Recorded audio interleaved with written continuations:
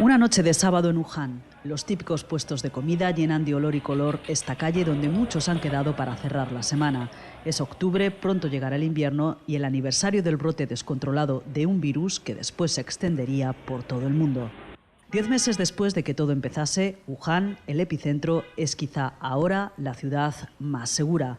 Atrás han quedado los miedos al contagio, la incertidumbre y la tristeza. Hay tranquilidad, aunque los que estuvieron más graves viven con los efectos secundarios que deja la COVID-19. Con muchas incógnitas todavía por resolver en esta crisis sanitaria mundial, los wuhaneses, conscientes de que la COVID empezó allí y de que al principio se ocultó con sus nefastas consecuencias, prefieren abanderar su triunfo posterior, el control total del virus. La normalidad hoy es tan evidente que parece increíble, pero ellos explican que han llegado después del sacrificio de un largo y duro confinamiento, de su conciencia desde el principio de estar en guerra contra un enemigo difícil, de la tecnología y de una prevención que se mantiene a día de hoy.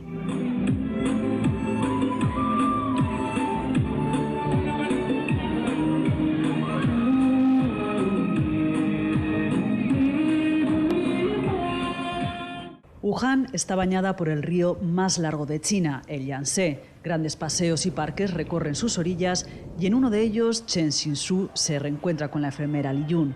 Chen fue uno de los cientos de voluntarios que ayudaron a los que enfermaban a buscar un hospital cuando apenas había sitio. La avalancha de contagios saturó todos los centros hasta mediados de febrero y se vivieron situaciones como estas que ahora se han podido ver en un documental de la televisión estatal china, pero que entonces se censuraron.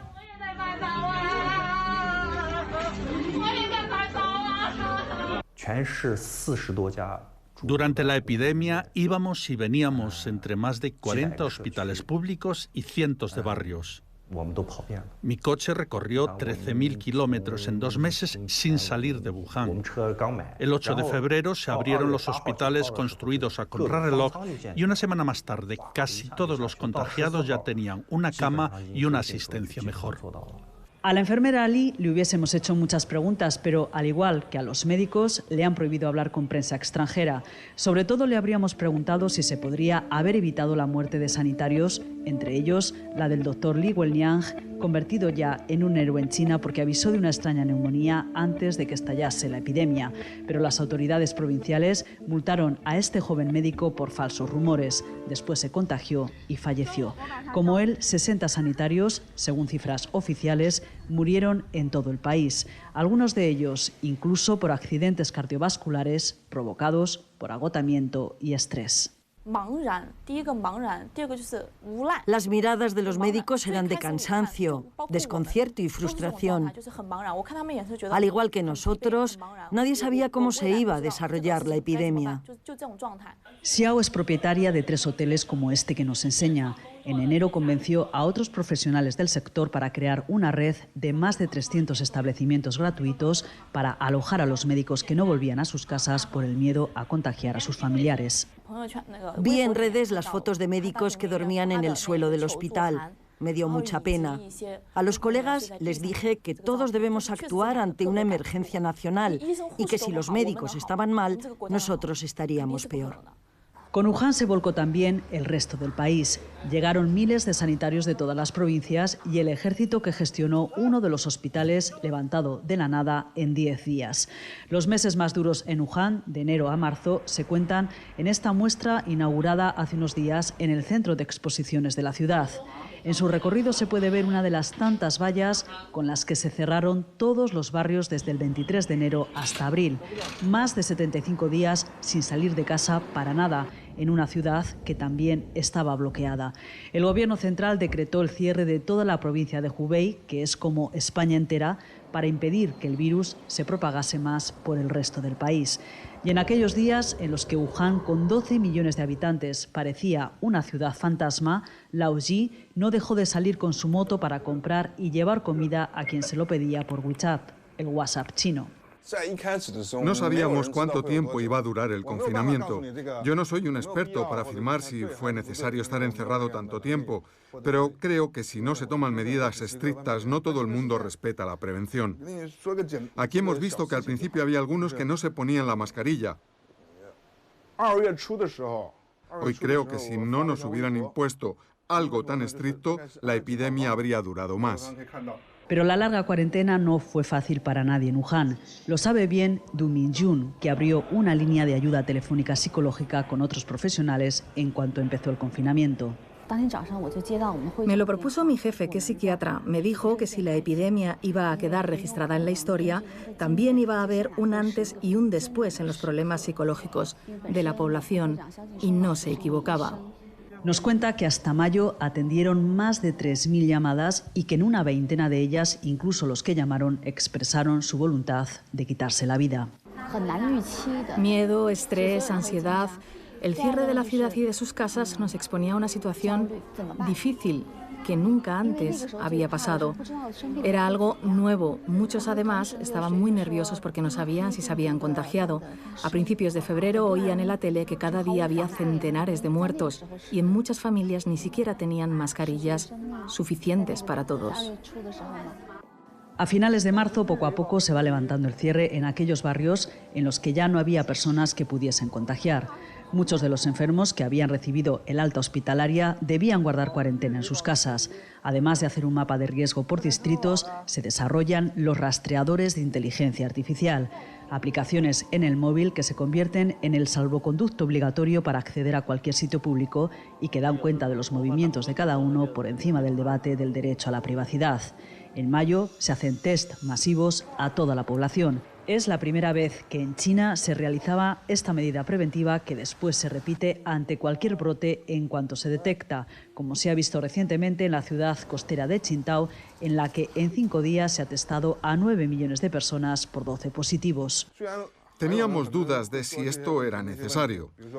Nos daba miedo infectarnos, pero después, con los buenos resultados, empecé a notar un cambio. Cada vez más gente se atrevía a ir sin mascarilla, salía más a la calle y a los centros comerciales, y los restaurantes ya dejaban comer dentro. Los PCRs a todos fue la gran medicina del alivio. ¿Cómo se le da confianza a toda una ciudad? Comprobar que nadie está infectado. El exceso de confianza se visualizó con estas imágenes que dieron la vuelta al mundo.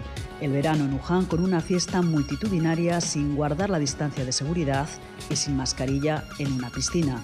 La normalidad contrastaba tanto con el momento que se vivía en Europa que incluso se dudó de si la fiesta era de este año.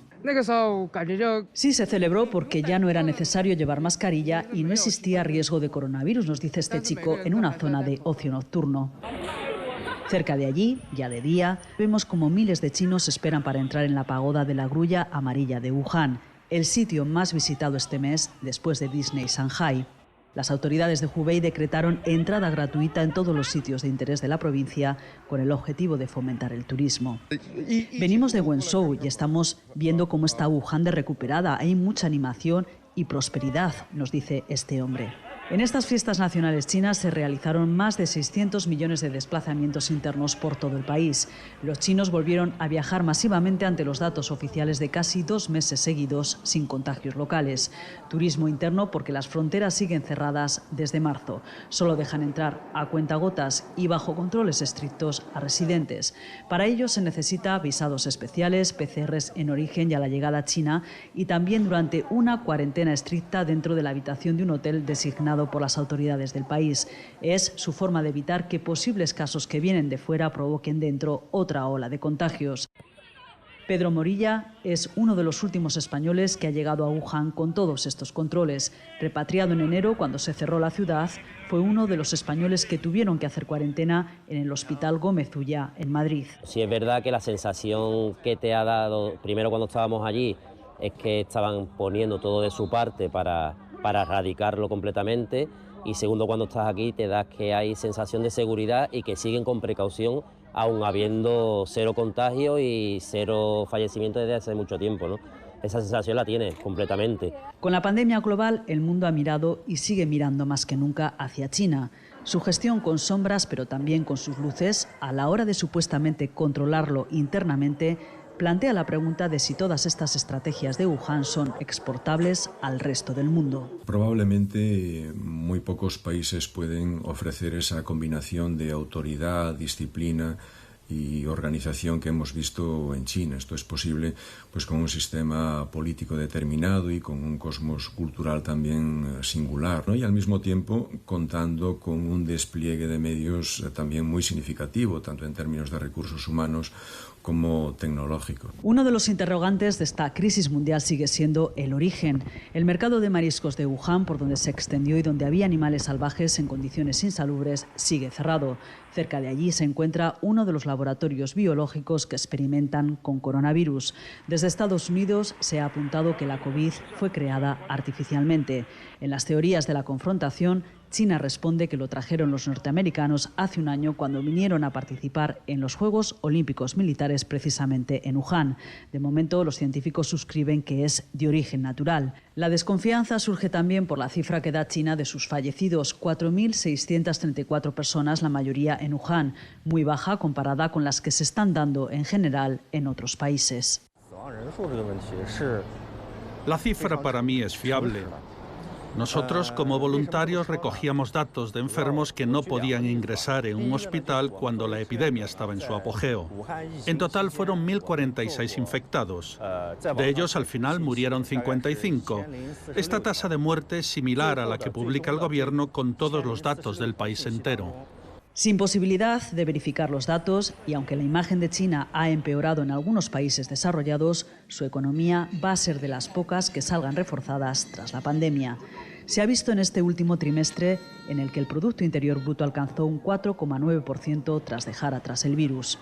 Para el análisis, si ahora más que nunca se va a depender de China. China no plantea su modelo como un modelo integral y exportable, ¿no? Pero también es importante tener en cuenta que China, como consecuencia de las lecturas de todo este proceso, también quiere depender más de sí misma. El siguiente capítulo estratégico pasará inevitablemente por la vacuna que China espera comercializar entre diciembre y enero.